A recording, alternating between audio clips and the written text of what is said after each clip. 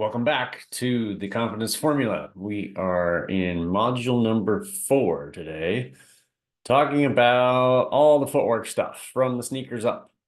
So we're going to go through a little bit of my thought process behind why we go feet first, and stop and go is going to be our primary focus, talking about where our sneakers meet the court, where we get traction, all about footwork. And the basics are how to stop and how to go, and then how to do so without traveling. We really want to take pride in eliminating traveling from anything taking up brain space for you. So your feet are operating with certainty and you don't have to think about it or worry about it or hesitate because you're not sure if you're about to travel.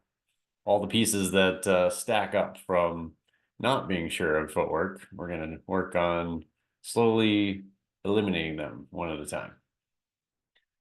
So first up is a jump stop. So like I said, stop and go is our primary focus. We're going to try to show you 3 different ways to stop and how each of those stops are utilized.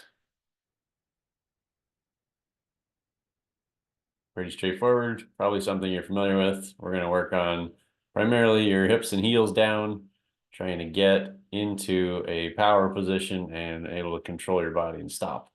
And we're going to use it in what I call a hop and drop, which is just a way to use a jump stop for shooting.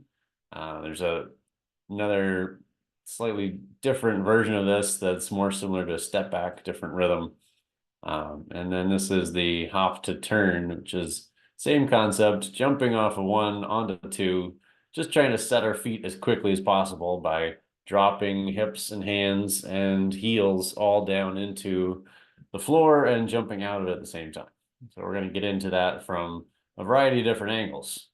And then finishing at the rim, I'm not a big fan of having the 2-foot jump stop in the paint as our default when we're driving. I think coaches kind of overutilize that with lower skilled players to just have a baseline that everybody's under control and hopefully not traveling. What we're going to work on here with a jump stop as a finish is what's called a pro hop. Dribbling and stepping on our inside foot, jumping to the outside, land on 2 feet. Really great move, similar to the concept of a Euro step. The decision point is actually the same, but we're using our inside foot to push us outside. So athletically, it's rather complex, but it can be a lot of fun. Something very different movement than you've probably done before if you haven't done that in the past. So that's pretty much it. We'll spend quite a bit of time on just dialing in each of those movements with the focus on a jump stop. Next up is going to be on the stride stop. And that is simply 1 foot at a time. I always ask our younger players, if we have 2 feet, how many different ways can we stop? We can do them one at a time, or we can do them both at the same time.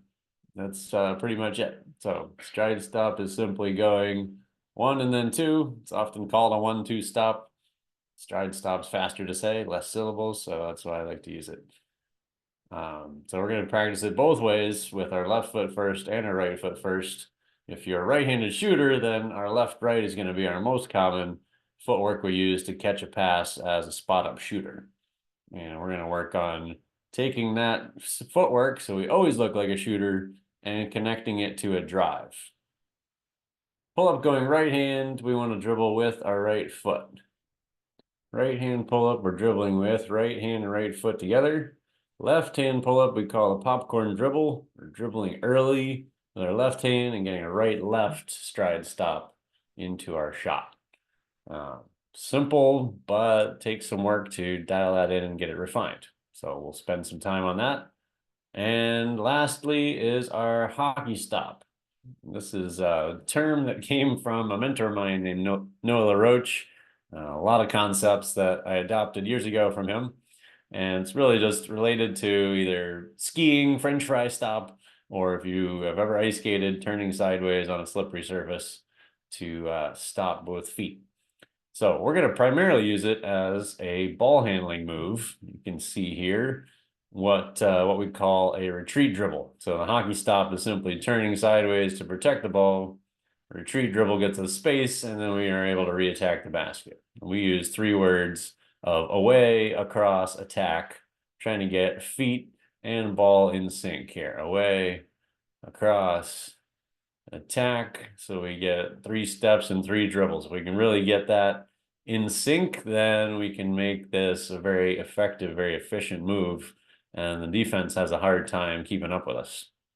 And then we can get into more nuance refinement again. We can go between the legs, we can go behind the back, we can even go spin move. Really just all options open after we create space away from our defender. It's a way to keep our ball dribbling alive and keep that defender having to chase us a little bit, and really adds a dynamic to our whole ball handling game of being able to move forward and back as well as side to side. And then here is the counter move, what we call a hip swivel, which is simply opening up our hips as if we're going to cross over. And when that defender overplays it, we go right back at them on the same side we originally attacked. So it's important to face the toes and hips to basket so that you look like you could change direction. And often, if that defender has seen you do the crossover before, they'll bite on that and kind of overplay your crossover direction, and you actually have a gap of space that you can reattack the rim.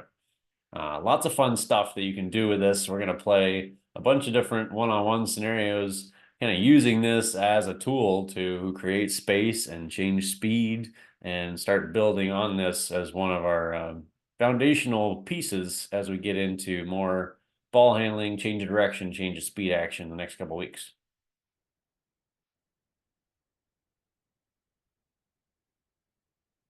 All right, quick summary. 3 stops. I'll ask you this on a quiz sometime. I might even ping your brain when we're on the court. What are the 3 stops? Jump stop, both feet together. Stride stop, 1 foot and then 2.